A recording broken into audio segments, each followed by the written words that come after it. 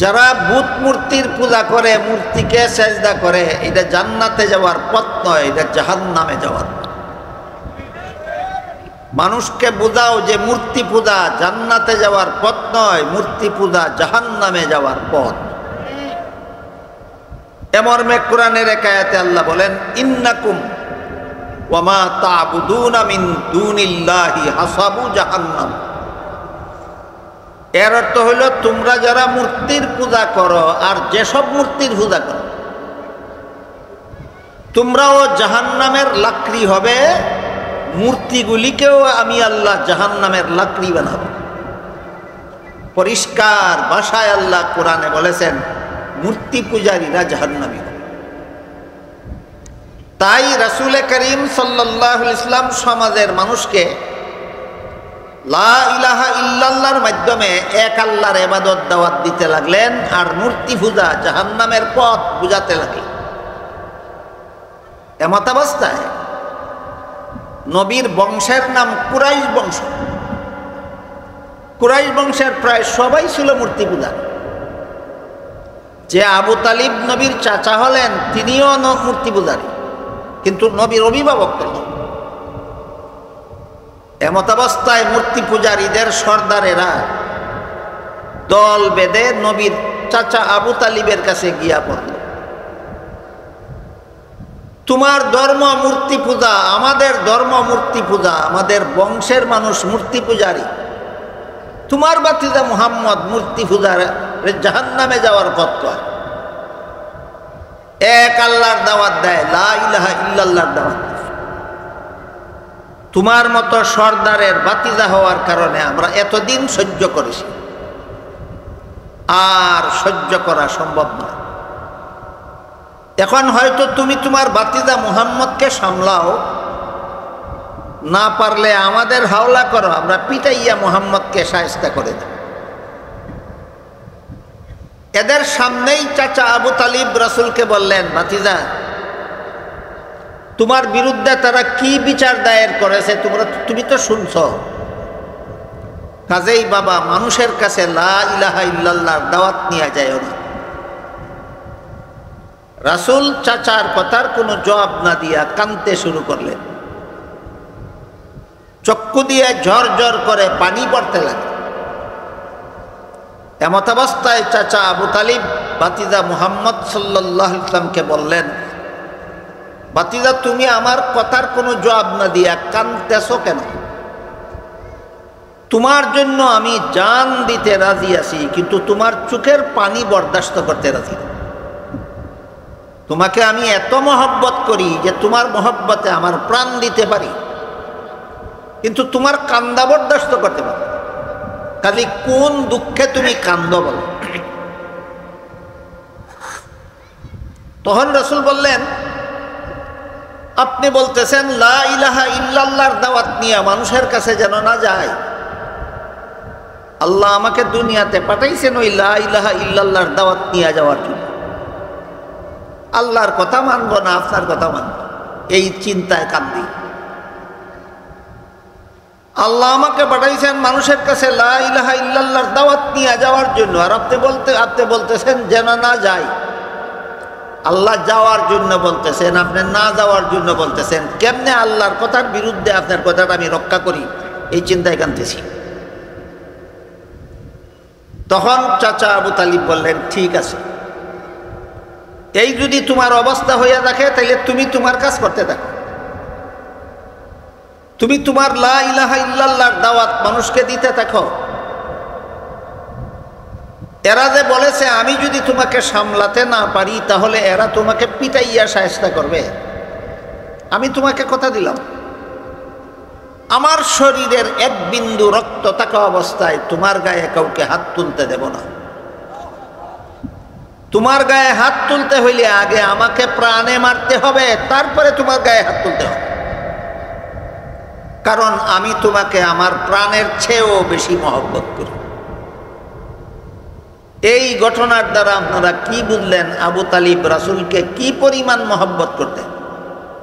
প্রাণের চেয়েও বেশি। সমস্ত জগৎবাসী মানুষের চেয়ে বেশি, নিজের প্রাণের চেয়েও বেশি মহব্বত করতেন আবু তালিব রাসূল। সেই আবু তালিবের মরণকালে রাসূল বললেন, চাচা আপনি তো আমার পক্ষ হয়ে শত্রুদের মোকাবেলা করেছেন সারা জীবন, নিজের প্রাণের বিনিময়ে আমাকে মহব্বত করেছেন, কিন্তু আমার কলেমাটা তো গ্রহণ করলেন না। এমতাবস্থায় আপনি মারা গেলে আপনি জাহান্নাম থেকে রক্ষা পাবেন। আপনি আমার কলেমা গ্রহণ করুন, আপনাকে আমি সাথে নিয়ে জান্নাতে যেতে চাই। তখন আবু তালিব জবাব দিলেন, ভাতিজা তোমার দিন কবুল না করলে যে জাহান্নাম থেকে বাঁচা যাবে না, এই কথাটা আমার বুঝার বাকি নাই, এই কথাটা বুঝার বাকি নাই। কিন্তু সমস্যা হইল এই কারণে, পরকালে জাহান্নাম থেকে বাঁচার জন্য যদি দুনিয়াতে আমি তোমার দিন গ্রহণ করি, গোষ্ঠীর মানুষে বংশের মানুষে বলবে আবু তালিব বংশের সর্দার হইয়াও বাপদাদার ধর্ম পালন করলো না, বাতিজার নয়া ধর্ম গ্রহণ করে মরল, ধিক্কার দিবে আমার নামে, সমাজে আমার সুনাম থাকবে না, আমার দুর্নাম হয়ে যাবে। এই কারণে সমাজে যেন আমার সুনামটা ঠিক থাকে, এই জন্য আমি তোমার দিন গ্রহণ করতে পারলাম। বুঝে থাকলে বলেন, আবু তালিবকে রাসূল দ্বীনের দাওয়াত দিছিলেন কিনা? এই দাওয়াত গ্রহণ না করলে জাহান্নাম থেকে বাঁচতে পারবে না, এটা আবু তালিব বুঝতো কিনা? তারপরও গ্রহণ করলো না কেন? দুনিয়ার সুনাম ঠিক রাখার জন্য, দুনিয়ার সুনাম ঠিক রাখার জন্য। কেউ নিজের সুনাম ঠিক রাখার জন্য সত্য বুঝে কিন্তু গ্রহণ করে না, কেউ নিজের দল ঠিক রাখার জন্য সত্য বুঝে কিন্তু গ্রহণ করে না। আবু জাহালের ঘটনায় আছে, এই নবীর দাওয়াত যে সত্য যে বুঝত, আবু জাহালকে জিজ্ঞাসা করেছিল, বুঝলে যদি তাইলে গ্রহণ করস তাকে। আবু জাহাল জবাব দিছিল, যদি আমি যেই সত্য বুঝেছি সেটা যদি গ্রহণ করে ফেলি, তাহলে তো আমার দলে কোনো লোক থাকবে না, আমার দলটা ভেঙ্গে আমার দলের সব লোক মুহাম্মাদের দলে চলে যাবে। যেই সত্য গ্রহণ করলে নিজের দলে লোক থাকে না, এই সত্য বুঝলেও গ্রহণ করা যাবে না। আবু তালিবের ঘটনা, আবু জাহালের ঘটনা বুঝে থাকলে বলুন, সমাজের প্রায় সর্বলোক যারা বাতিল পথে চলে, ভ্রান্ত পথে চলে, সেই পথটা যে ভ্রান্ত না বুঝার কারণে, না বুঝে শুনে, বুঝে শুনে ভ্রান্ত পথে চলে কেন? ভ্রান্তটাকে ভ্রান্ত বলে সমাজে স্বীকার করে না কেন? হকটাকে হক বলে সমাজে স্বীকার করে না কেন?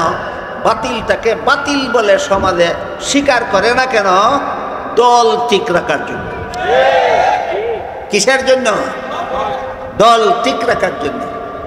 এটা মুমিন মুসলমানের কৌশল নয়, এটা আবু জাহালের কৌশল।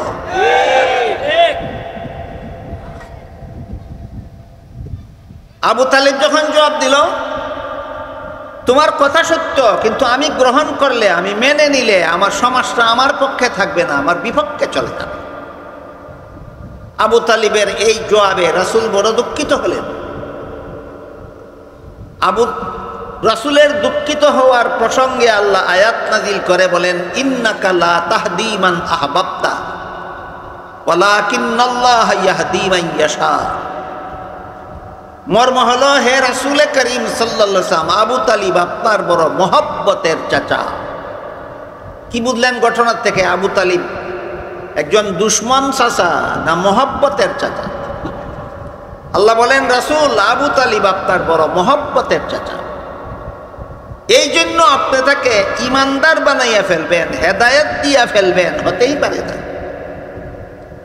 হেদায়েত দেওয়ার মালিক আমি আল্লাহ, হেদায়েতের মালিক আল্লাহ। রাসূল পাঠাইলেন কেন দুনিয়াতে? হেদায়েত দিয়া দেওয়ার জন্য না হেদায়েত বুঝাইবার জন্য? হেদায়েত বুঝানোর দায়িত্ব রাসূলের, দান করার মালিক আল্লাহ। রসুল মানুষকে হেদায়েত বুঝাইলে পরে যারা এটা গ্রহণ করতে চায় আল্লাহ তাকে হেদায়েত দান করে দেন। রাসূলের অবর্তমানে নায়েবে রাসূল উলামায়ে কেরাম কোনো মানুষকে হেদায়েতের পথ বুঝাইলে পরে যদি কেউ আবু তালিবের মতো দুনিয়ার স্বার্থের কারণে, যদি কেউ আবু জাহালের মতো দুনিয়ার স্বার্থের কারণে হেদায়েত গ্রহণ করতে রাজি হয় না, আল্লাহ তাদেরকে হেদায়েত দান করেন না।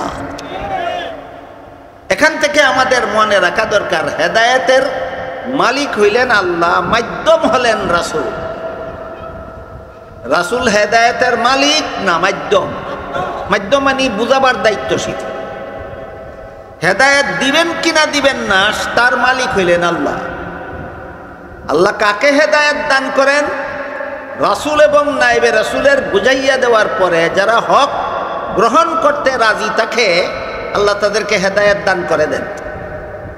হেদায়েত দান করে দেন কথার একটা চূড়ান্ত মর্ম আছে, সেটা হইল আল্লাহর কুদরতি হাতে তাকে হাতে ধরিয়া জান্নাত পর্যন্ত পৌঁছায় দেন। আল্লাহ কাউকে হেদায়েত দান করে দেন কথার মর্মই হইল আল্লাহর কুদরতি হাতে তার হাতটারে ধরিয়া হাতে ধরে জান্নাত পর্যন্ত পৌঁছায় দেন। এটা হইল আল্লাহ কাউকে হেদায়েত দান করে দেওয়ার অর্থ। এ মর্মে কোরআনের এক আয়াতে আল্লাহ বলেন, মান ইউরিদিল্লাহু আন ইয়াহদিয়াহু ইয়াশরাহ সাদরাহু লিল ইসলাম। এর অর্থ হলো আল্লাহ যাকে হেদায়েত করতে চান, আল্লাহ যাকে হেদায়েত দান করতে চান তার অন্তরটাকে ইসলামের জন্য খুলে দেন, তার অন্তরটাকে ইসলামের কাজকর্ম করার জন্য অন্তরটাকে লাগাইয়া দেন। ইসলামের কাজ করতেই তার মনে ভালো লাগে, ইসলাম বিরোধী কাজ করতে তার মনে ভালো লাগে না, এইরকম মন বানাইয়া দেন আল্লাহ। এর মানে হইল আল্লাহ তার কুদরতি হাতে ধরছেন জান্নাতে পৌঁছায় দেওয়ার জন্য।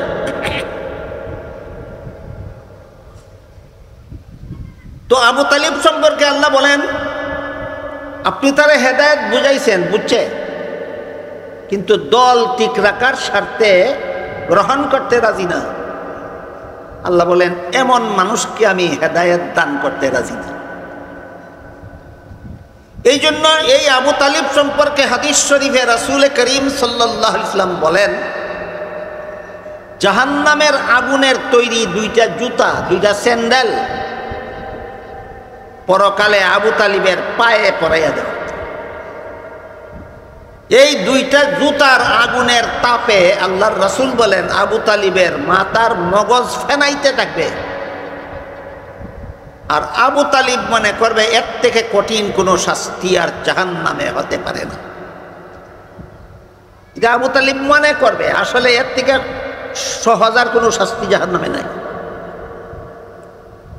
এই শাস্তি, যে শাস্তিটা রাসূল হাদিস শরীফে বলেছেন আবু তালিব জাহান্নামে চিরকাল ভোগ করবে, সে মনে করবে এটা জাহান্নামের সবচেয়ে কঠিন শাস্তি।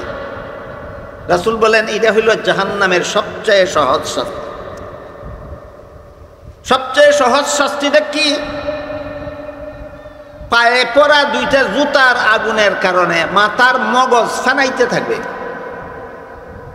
এই শাস্তি পরকালে জাহান্নামের এই শাস্তি আবু তালিবকে চিরকাল ভোগ করতে হবে। আবু তালিব জাহান্নামের শাস্তি ভোগ করতে হবে চিরকাল। এই কথাটা ক্লিয়ার হয়েছে দিন? ইমানদার হওয়ার কারণে না বেঈমান হওয়ার কারণে? রাসূলকে কি পরিমাণ মহব্বত করত? রাসূল যে বললেন আমাকে প্রাণের চেয়ে বেশি মহব্বত করার নাম ওই ইমান, আবু তালিবে তো করলো, ইমান হইল না কেন? এইটা হইল প্রশ্ন। আজকে শুধু এই একটা প্রশ্নের জবাব দেব আমি। জবাব মন গড়া দিলে হবে না কোরআন হাদিস থেকে দিতে হবে? আজকাল অনেকেই মন গড়া কথা কইয়া বলে যে এটা কোরআন হাদিসের দলিলের ব্যাপার না, এটা আমার মহব্বতের ব্যাপার। মহব্বত বুঝি দলিল ছাড়া? আবু তালিব যে মহব্বত করলে এটা কি দলিলের মহব্বত না দলিল ছাড়া? দলিলের মাধ্যমে যদি মহব্বত করো, এই মহব্বতের নাম হইল ঈমান। আর আবু তালিবের মতো দলিল ছাড়া মহব্বত করার নাম ওই বেঈমানি।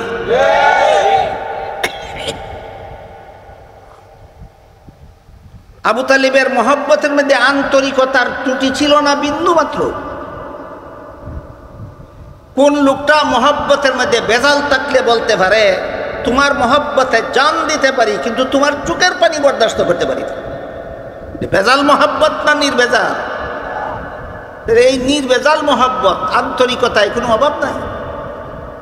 ইমানদার হইল না কেন? একমাত্র কারণ নবীর মহব্বত দুই প্রকার, একটা দলিল সম্মত মহব্বত আর একটা দলিল ছাড়া মহব্বত। ক্লিয়ার হইছে? এক নম্বর কথা হইল নবীর মহব্বতের নাম ঈমান। দুই নম্বর কথা হইল নবীর মহব্বত দুই প্রকার, একটা দলিল ছাড়া মহব্বত, একটা দলিল সম্মত মহব্বত। রাসূল যে বলছেন রসুলের নবীকে মহব্বত করার নাম ওই ঈমান, সেটা কি আবু তালিবের মতো দলিল ছাড়া মহব্বতের নাম ঈমান, না দলিল সম্মত মহব্বতের নাম ঈমান? তাই আজকে আমাদের বুঝে নিতে হবে আমি যে নবীরে মহব্বত করি তার দলিলটা কি, আমি যে নবীরে মহব্বত করি তার প্রমাণ কি। দলিল কোরআন হাদিসের ভাষা, এর বাংলা অর্থ হইল প্রমাণ। বাংলা অর্থ হইল প্রমাণ। তুমি যে আতরওয়ালা তার প্রমাণ কি? কয় আমার কাছে আতর আছে। তুমি যে দুধওয়ালা তার প্রমাণ কি? কয় আমার দুধ আছে।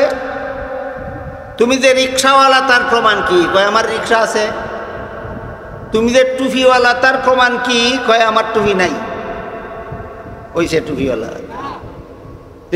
টুপি যে তার আছে এইটুই হেদে টুপিওয়ালা, এই কথার দলিল, এই কথার প্রমাণ। সে যে আতরের ব্যবসা করে এইটাই সে যে আতরওয়ালা তার প্রমাণ। সে যে দুধ বেচা কিনা করে এইটাই সে যে দুধওয়ালা তার প্রমাণ। একজনের মুখে দাড়ি নাই, কয় আমি দাড়িওয়ালা। এটা কি দলিল সম্মত দাবি না দলিল ছাড়া দাবি? দলিল ছাড়া দাবি মিথ্যা। নবীকে মহব্বত করো আবু তালিবের মতো, মহব্বতের দলিল নাই, মহব্বতের দাবি মিথ্যা। এবার বলেন নবীরে মহব্বত করণের নাম ওই ঈমান, দলিল ছাড়া মহব্বত না দলিল সম্মত মহব্বত? তাই আজকে আমাদের বুঝতে হবে আমি যে নবীরে মহব্বত করি তার দলিল আসেনি। দলিলটা কি? দলিল কোরআন হাদিসের ভাষা, বাংলায় কয়, বাংলায় এর একটা প্রমাণ। তুমি যে নবীরে মহব্বত করো তার প্রমাণ কি? প্রমাণ উল্লেখ করে খুব সুস্পষ্টভাবে নবীকে যেই মহব্বত করলে ঈমানদার হওয়া যায় সেই মহব্বতের দলিল সুস্পষ্টভাবে ঘোষণা দিয়ে হাদিস শরীফে রাসূল করিম সাল্লাল্লাহু আলাইহি ওয়াসাল্লাম বলেন, মান আহাব্বা সুন্নতি ফাকাদ আহাব্বানি। যার কাছে আমার সুন্নত আছে এইটাই প্রমাণ তার কাছে আমার মহব্বত আছে। খুব অস্পষ্ট কথা না সুস্পষ্ট? যার কাছে আমার সুন্নত আছে প্রমাণ পাওয়া গেল তার কাছে আমার মহব্বত আছে।